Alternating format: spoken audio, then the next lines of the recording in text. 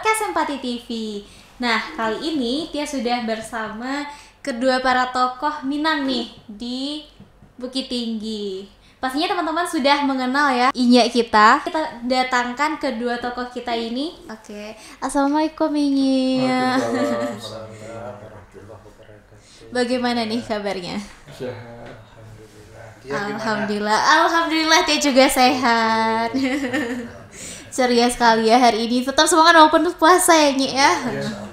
Oke, nah tentunya teman-teman harus mengenal dulu dong tokoh kita kali ini. Assalamualaikum warahmatullahi wabarakatuh. Oke, nah membahas mengenai tokoh di Minang nih, kita tuh para pelajar udah tidak belajar lagi mengenai BAM ya Nyi ya. Jadi kita kalau misalkan pembahasan mengenai BAM yaitu belajarnya di lingkungan masyarakat aja secara spontan gitu, tidak ada secara terdidik dan sebagainya. Jadi kita belajarnya hanya melalui orang tua dan juga tokoh-tokoh di sekitarnya. Terima kasih. Assalamualaikum warahmatullahi wabarakatuh. Ini pakai bahasa Indonesia, pakai bahasa Minang nih? Dia karena pembukaan udah bahasa Indonesia jadi bebas kok ada mau bahasa Minang juga. Jadi berbicara tentang Katona Nampe. Sesungguhnya ini adalah etika yang barangkali hanya dimiliki orang Minang. Proses interaksi antara seseorang dengan orang lain di dalam pergaulan di Minangkabau itu sering diistilahkan dengan kato tadi. Jadi dalam hal ini ada ampe kato atau kato nanampe. Nah, kato nanampe ini untuk menjaga harmonisasi pergaulan di Minangkabau, sesungguhnya masyarakat Minangkabau harus mempedomani dan harus bisa mampu mengimplementasikan di tengah-tengah kehidupan karena ini adalah ciri orang Minang gitu. Paling terhina kalau orang Minang dikatakan tidak tahu jampe gitu. Jadi orang Minang yang tidak mengerti dengan kato yang ampe ini masyarakat sering mengatakan kalian tidak tahu jampe gitu. Kalau sudah dikatakan tidak tahu jampe, orang Minang itu sudah sangat terhina sekali. Nggak tahu generasi sekarang, generasi milenial dikatakan tidak tahu di nanampe, kalian tidak tentu di nanampe, masih senyum-senyum, masih ketawa-ketawa gitu kan. Nah, sebetulnya itu sudah pukulan mental yang sangat berat. Nah, inilah pergeseran nilai. Kalau orang dulu dikatakan tidak tahu jampe itu marah itu.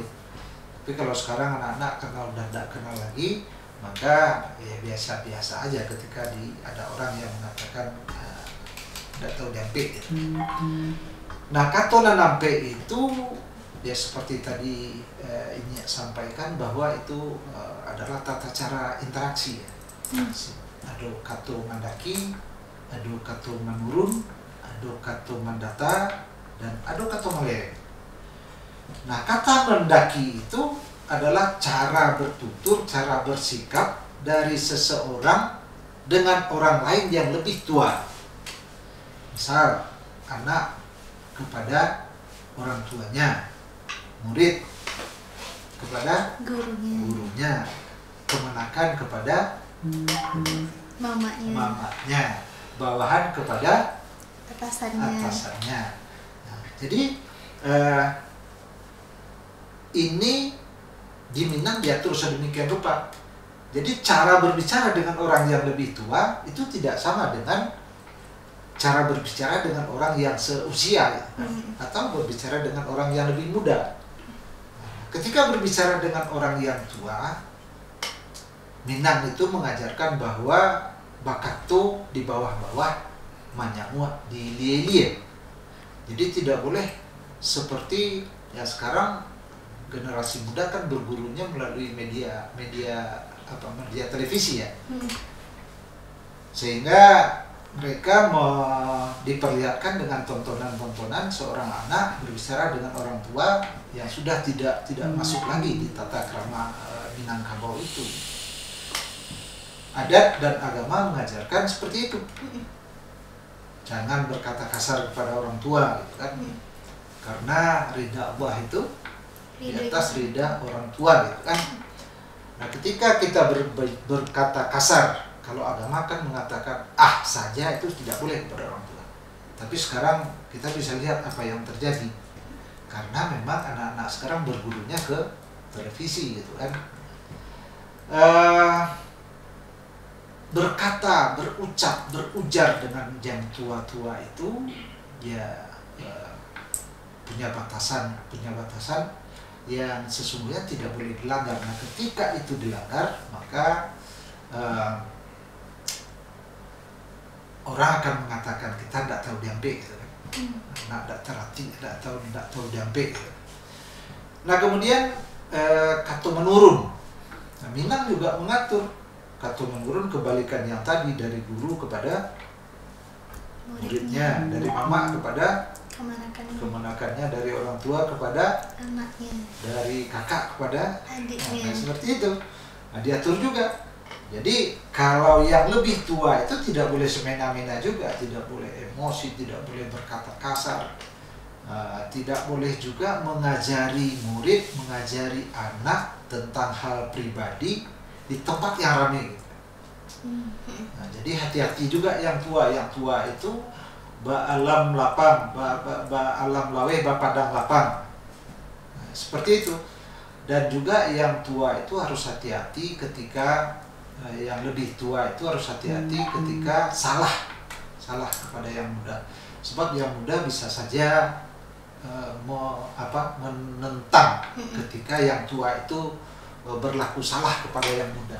Nah sekali yang muda itu menentang yang tua, maka ya seperti murid melawan ke gurunya.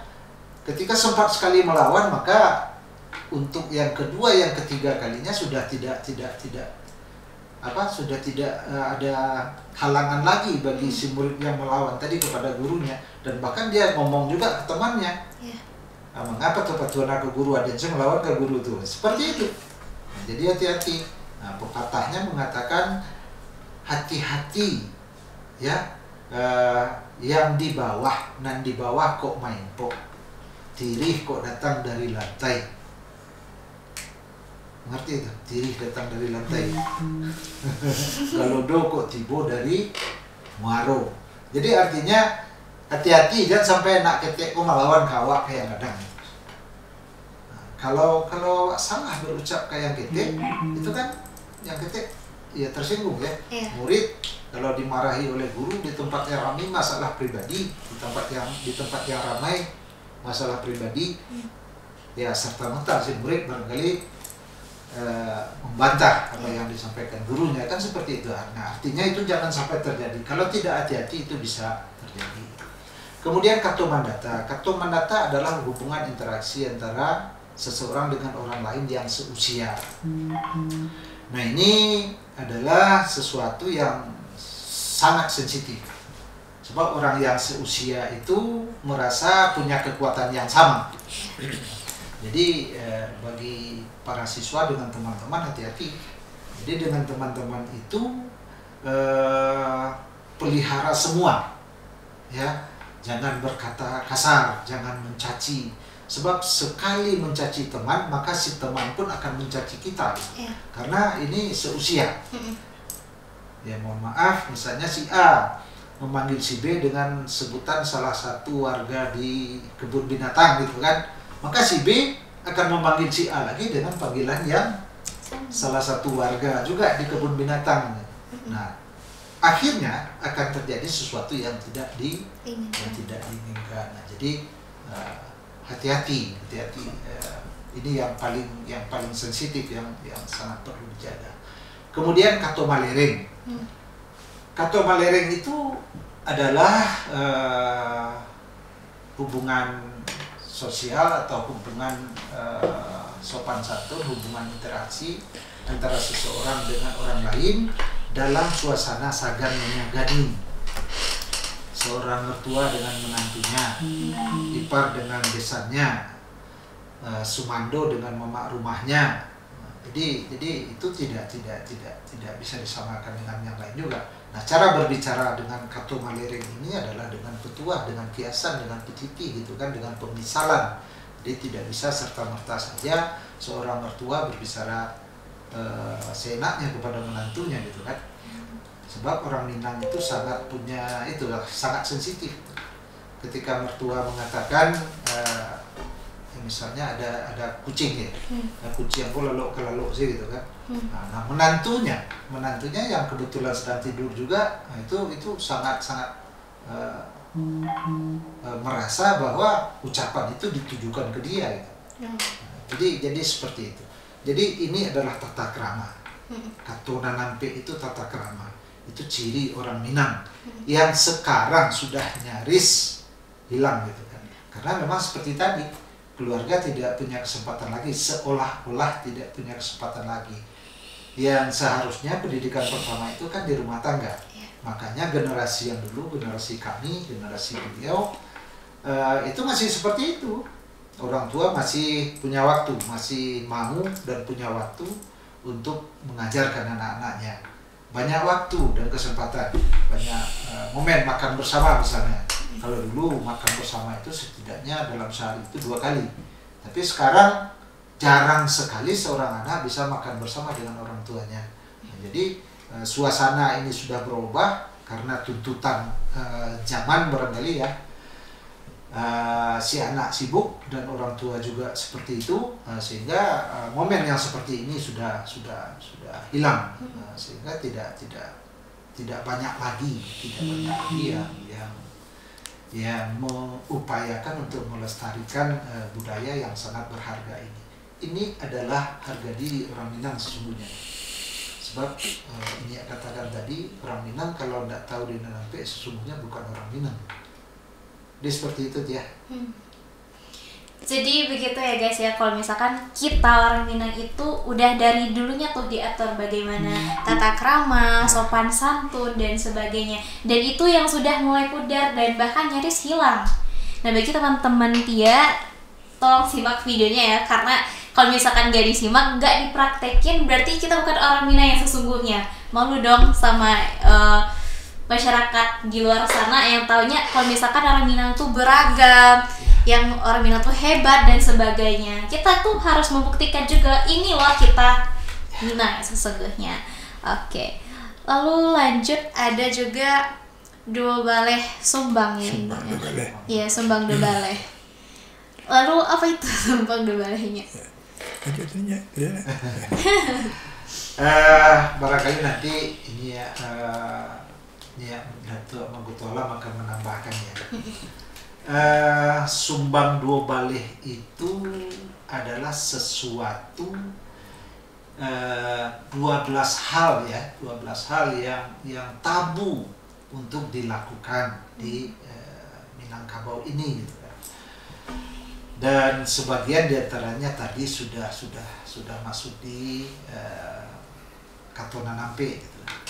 Misalnya barangkali kita tidak punya waktu juga untuk menguraikan 12 Dua Baleh Sumbang itu. Jadi beberapa diantaranya misalnya Sumbang Duduk ya.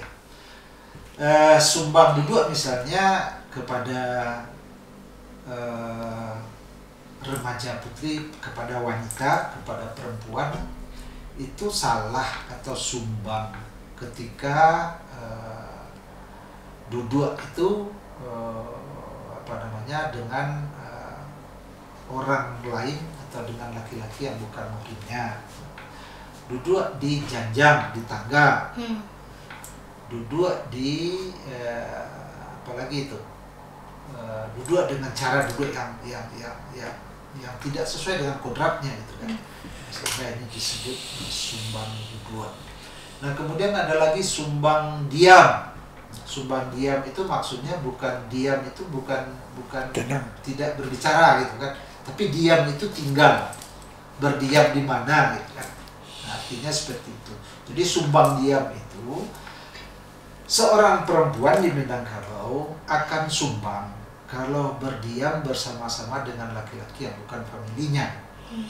Artinya misalnya remaja putri mencari tempat kos misalnya. Di situ nyata-nyata banyak laki-laki yang kos di situ. Nah, terus yang perempuan kos juga di sana. Nah, jadi ini sumbang. Kemudian sumbang di Minangkabau, seorang anak tinggal dengan bapak tirinya tanpa ada orang lain.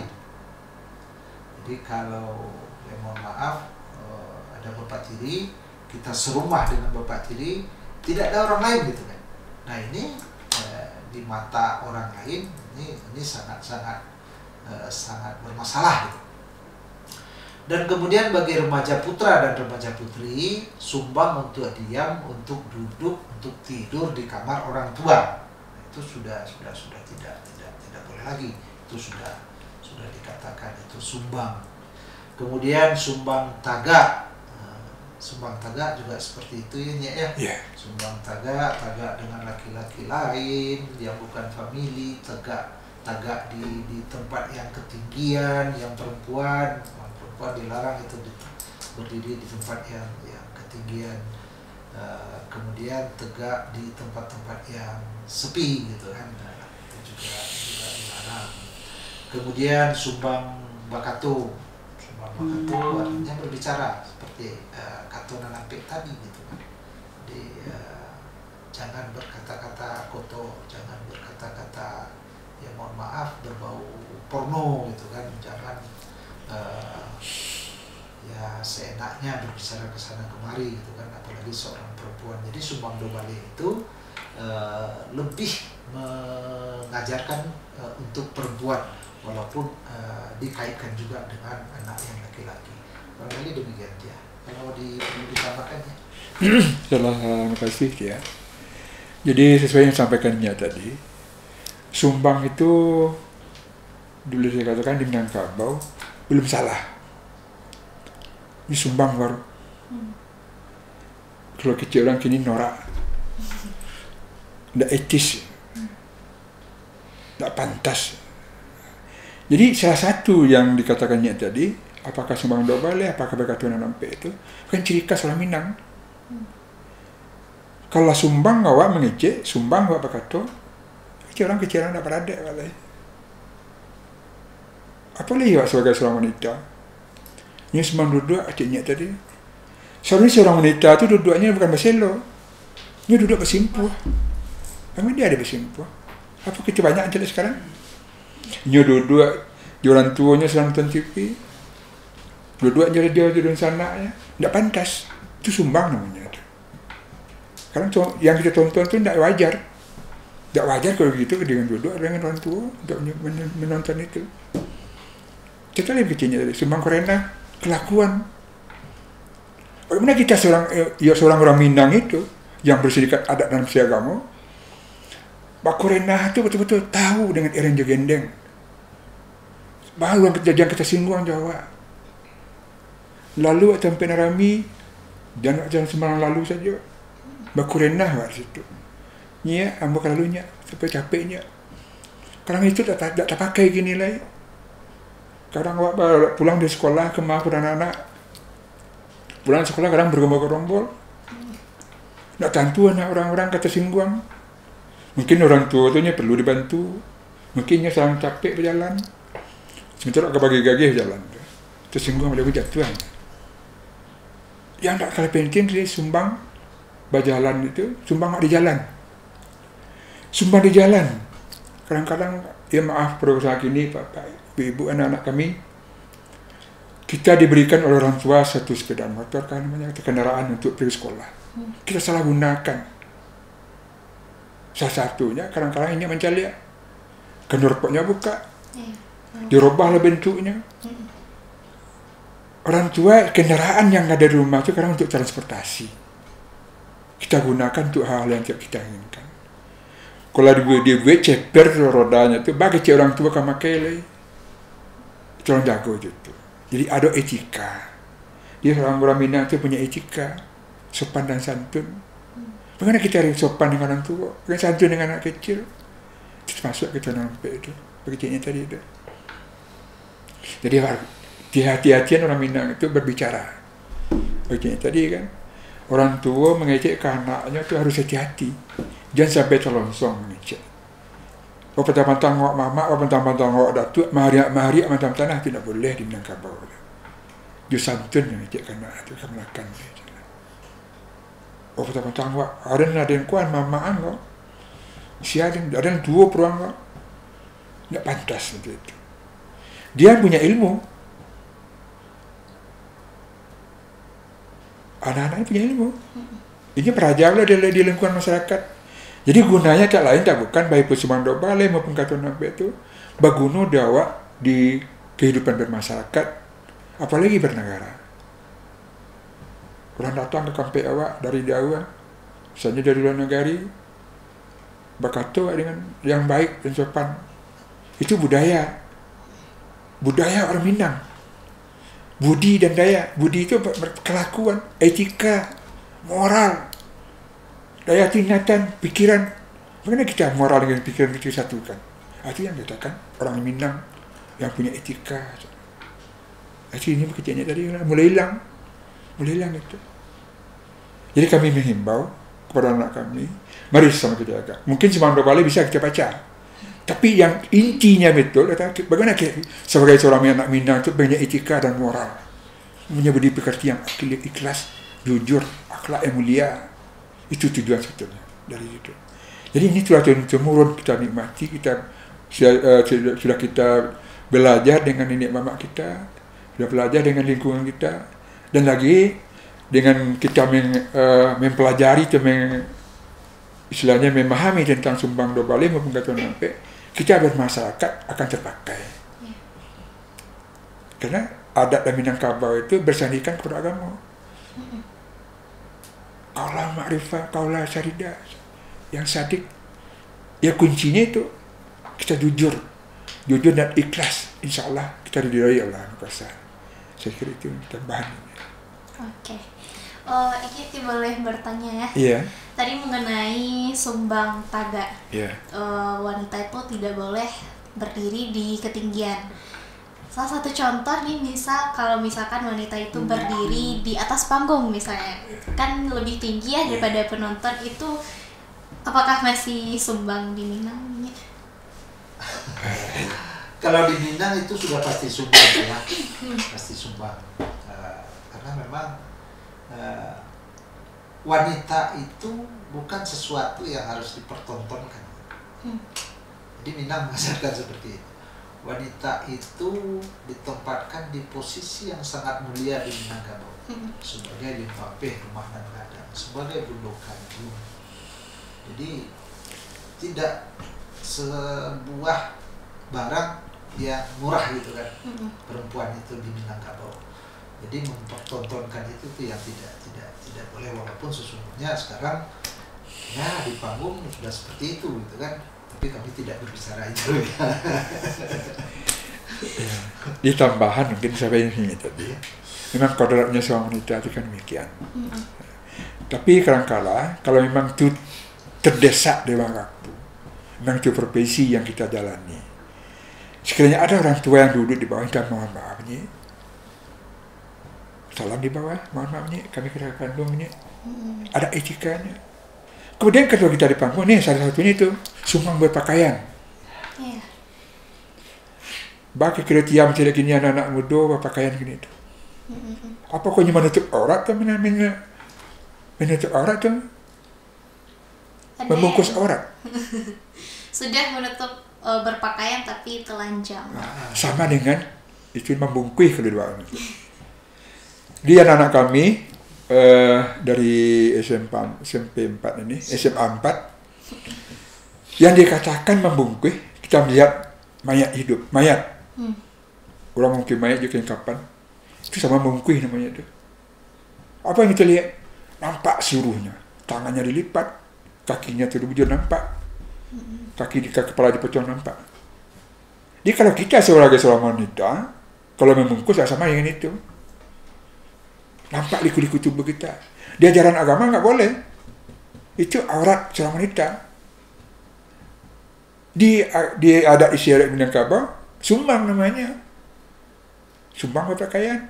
Sudahlah berpakaian sampai tipih lo tuh. Nggak wajar sebagai seorang wanita. Karena wanita itu pakai cincin tadi serangnya serang kandung. Dia papeh rumah kadang. Nyawa tinggi harkat martabat wanita itu. Maaf kalau kita di Minang, karena kita di Minangkabau ini matrilineal ini ya. Itu junjung tinggi. Kalau di daerah lain, merami orang padusi kok bawa ke rumah laki-laki. Orang enggak, yang laki datang ke rumah padusi. Satu-satunya adat di Indonesia, cuma Minangkabau yang pakai itu matrilineal. Jadi kalau anak kami yang memonitor acara ini, itu tolong dipelajari kembali. Galilah adat istiadat kita. Itu akan meninggikan harga kita sebagai orang Minang dan juga harga kita sebagai seorang wanita. Sebab kalau kita lah menutup aurat, berbaju lapang, nggak tabah lah seketik. Muncul lagi ni kalau insya Allah ibu-ibu lah pakai jilbab yang dalam, ya. Ibu-ibu cepat yang dalam, insya Allah lah nampak lah tutup auratnya. Itu harapan kami kepada anak kami, semoga menjadikan percayaan kita bersama. Terima kasih. Iya, dan dari sharing kita kali ini, teman-teman jangan malas untuk mendengarkan dan menerapkan, karena kalau misalkan pepatah Minang semuanya itu bersumber dari Al-Quran. Ya. Ada bahasandi syara bahasandi kitabullah. Oke. Nah, teman-teman, cukup hari ini sharing kita kali ini. Terima kasih Nya atas ilmunya. Assalamualaikum warahmatullahi wabarakatuh. Ya. Oke, sampai jumpa di video selanjutnya. Bye bye. Assalamualaikum. Waalaikumsalam warahmatullahi wabarakatuh.